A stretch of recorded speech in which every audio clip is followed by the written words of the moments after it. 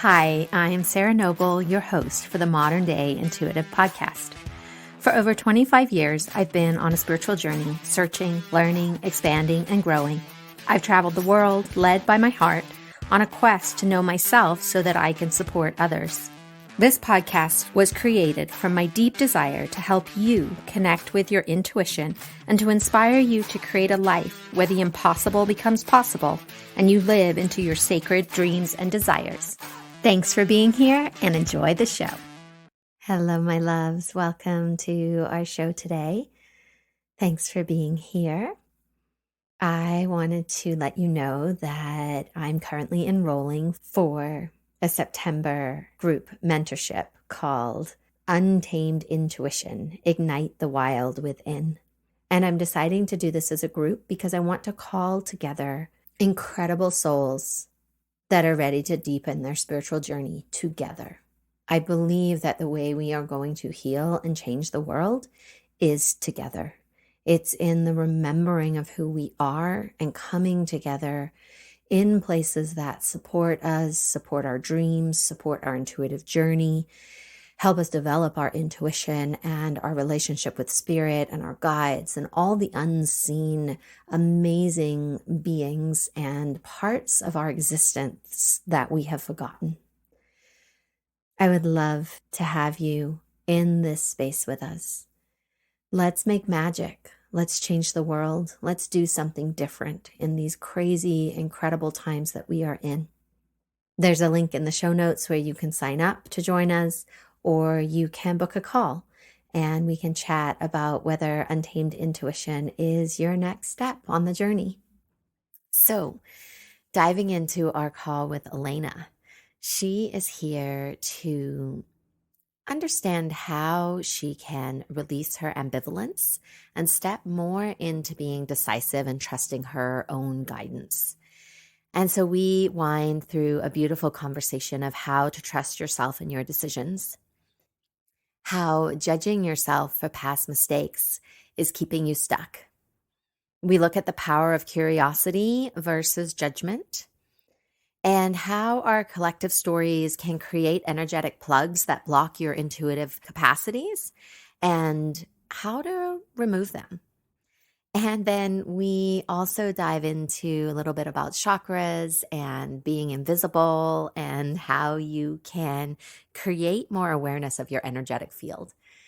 So enjoy this beautiful call with Elena. I love you. Hi, Elena. Welcome to the podcast. How can I help you today? Hi, Sarah. So glad to be here. One of the things I struggle with in business and in life is ambivalence and having trouble making swift decisions and sticking with them. So to me, ambivalence is like ambidextrous, like both sides. I see both sides of things and like I'm always weighing them. Balance is like a scale. So I'm always weighing. And then when I get new information, I get somewhat paralyzed. I have been focusing on this and tuning into it. And I ask my guides, who would I be if I wasn't ambivalent?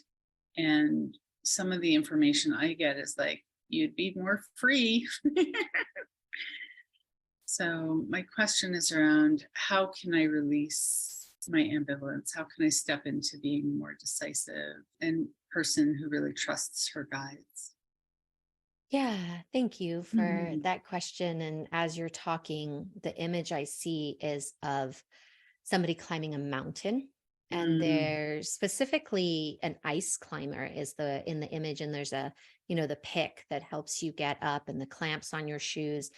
And the sense that you really do have this big, beautiful journey that you're on. Like you're not just here to hike the regular mountain, but you're here to, right? Like to get all the way to the peak. And it was interesting that you used the words at the end of your question. You were like, how can I trust my guides more? Yeah. And the way that I see that is how can you trust yourself more? Yeah. Because it's you who are making the decision. And it's you, like we can harness our external support. And believe me, I'm all for that. And then at the end of the day, though, it's you're the one who's making the decision. You're the one that has free will here on earth. Mhm. So even if our guidance tells us, oh, look at this, look at that, there is the part where you are the one that gets to choose between what they're showing you. Mhm. So I'm just going to follow and see what happens here. So as I look at the image of you climbing, there's this sense of you looking back and checking and double checking and constantly checking where you've come, what you've done, did you go the right Mhm. way? And it's about where you're going rather than where you've come from or what you did. There's some of us are more concerned about the future. Some of Mhm. us are more concerned about the past. Where do you think when you get caught in your stories or caught in fear in this paralyzed place, what do you think you're focusing on more? The past. I tend to look back and wonder, like you said, did I make the right choice? Did I make the right move?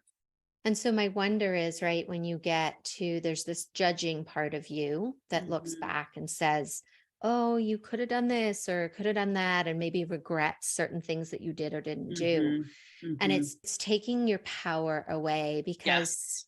when you were at that moment in the past, Mhm. you made the best choice. You really chose with your heart. I know you and I know this about you. Yes. Right? And Yes. then here you come from your future self, which is now your today's self. And with the information that you have gained on the journey, you're now using that against yourself because behind yourself didn't have all the information and the tools that you today have. Yeah. So you've got a really unfair measure Yeah.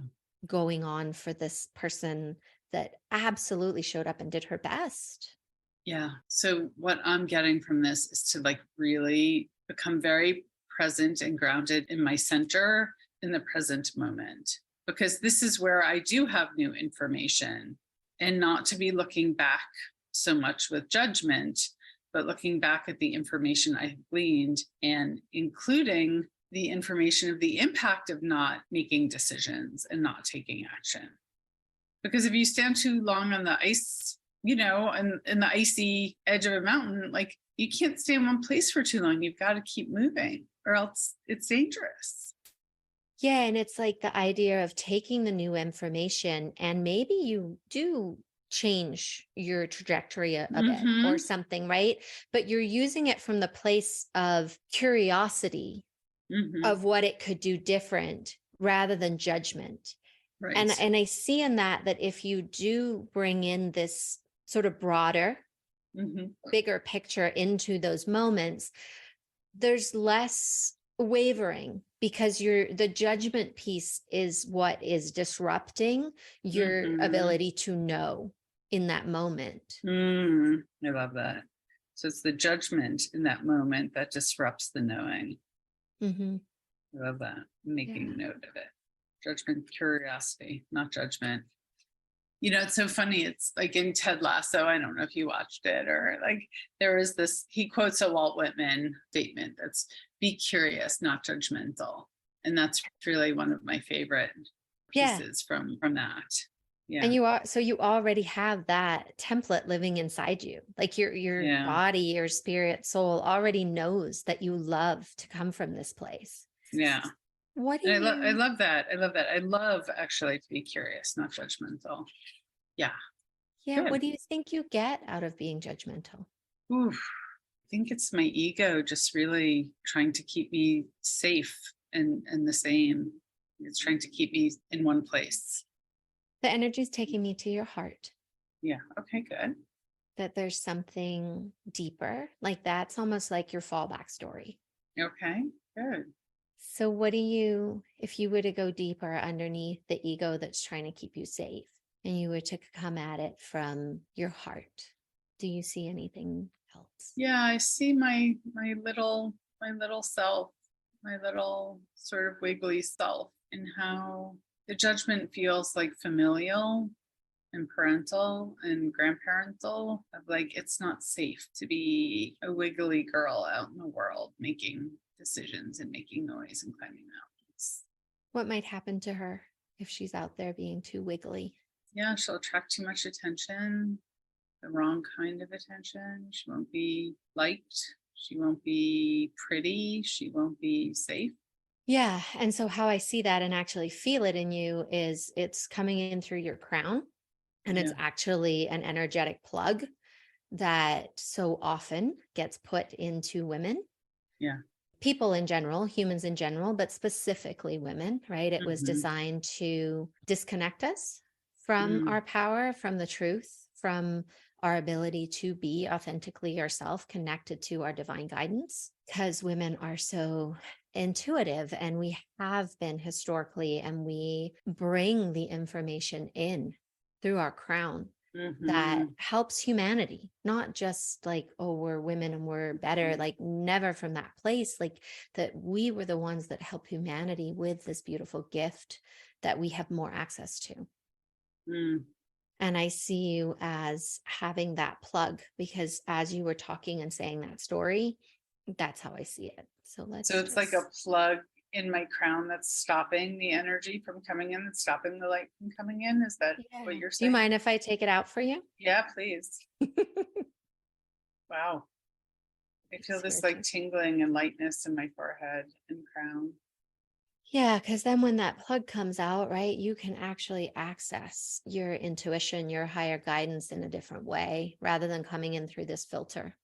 Is it safe to have my crown so open? Um, yes. And you want to, how do I want to say this? You want to preserve Mhm. your energy Mhm. and your abilities. You want to bring them in for yourself. Like, feel as if you are not trying to be out there in the world bright and shiny because it's the thing that women are supposed to do. Be Mhm. nice, be good, be, attractive.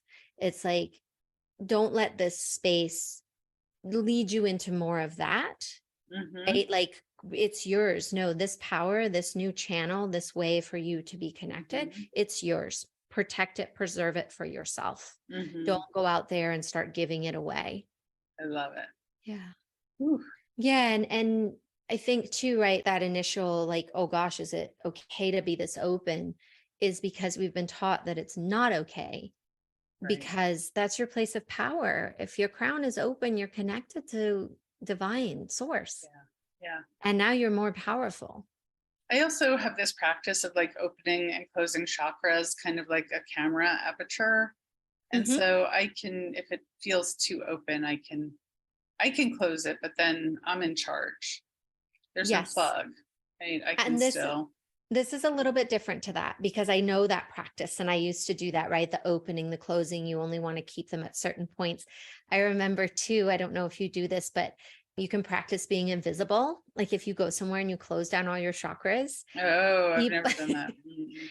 people can actually walk by you because you're so closed down, they don't even see you. Wow. Yeah, I had a teacher that we used to joke about that and kind of play with that. This is different. This is whether it's open or closed. This is a plug that goes into your energy body. Yeah. So, yes, it is affecting your chakra, but it's different than the chakra being open or closed. Got it. So, where would you like to go from here? I don't know. That feels very complete. Okay. That feels just very delicious and complete. And I just kind of want to sit in this energy for a while and like let it in. I feel like crying a little bit. It feels like to have that plug removed that was like implanted there by my ancestors to, you know, yeah, Yeah, it's done lovingly. yeah, Sometimes, like, so if it's from our ancestors, it's unconscious, yeah, right? Like they're doing it out of the level of consciousness that they live at yeah, during that time. And also, some of it is from the patriarchal beliefs. yeah. Do you So, mind if we check in on how you're feeling about your ambivalence, or were you just going to say something there? no, that's fine. That's great. It was sort of like I was going to say, like, what ambivalence? I have a direct channel. It's open. So let me think about something I've been wanting to make a decision around. Yeah, I made a decision while we were doing this about reaching out to someone. So yeah, I'm just going to do it. Yeah. I love this. Well, what are you taking away from our time together today? I am taking away that vision of me sort of on the mountain, and it's like an icy mountain peak, and it's not, it's not terrain that I travel on, terrain that is not well trod. And looking back isn't going to give me all the information that I need, especially with judgment, that robs me of my energy, my precious energy that I really need to be curious in the present moment. And if I stay in that curiosity and open, now that my crown plug has been removed, to trust myself. Thank you. Yeah, you're welcome. Does this feel like an okay place to land today? Yeah, it feels beautiful. Thank you, my love. Thank you, my love, Sarah. Thank you so much. Thank you for being here today and making your personal and spiritual growth a priority in your life. To learn more about connecting with your dreams and your intuition so that you can create a life full of possibilities, visit me at www.sarahnoble.com and see how we can create magic together. A big thank you from my heart to yours for making the planet a better place for us all.